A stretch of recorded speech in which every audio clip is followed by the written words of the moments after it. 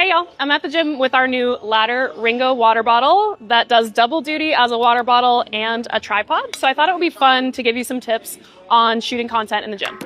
First, you want to find your light source. Sometimes it's going to be natural light coming in from a window, which is really nice.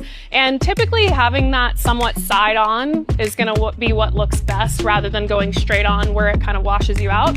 If you have more overhead lighting in your gym, just try not to get in a real hot spot. So go just off center from that overhead lighting and it'll usually highlight your muscles really nicely, but not make your face look crazy.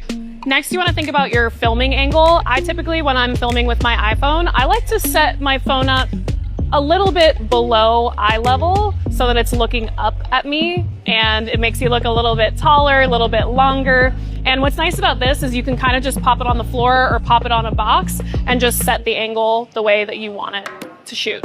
Next, we'll talk about camera settings. When you're shooting on your iPhone, best practices are typically 4K in 30 FPS, but if you're wanting to slow down your footage, you might want to go 60 frames per second instead.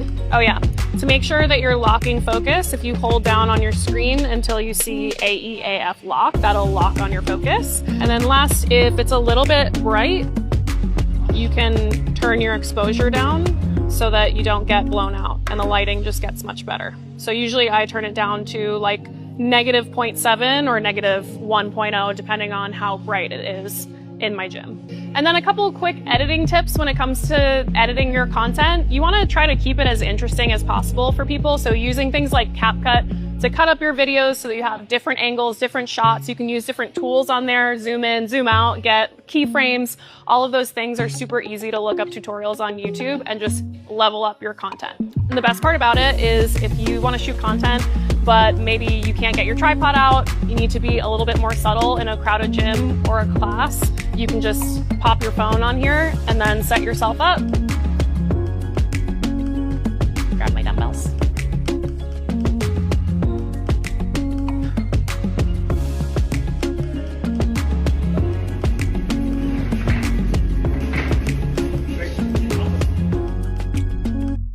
The reason I say don't do my program if you're afraid of getting bulky isn't because you're actually going to get bulky by doing my program.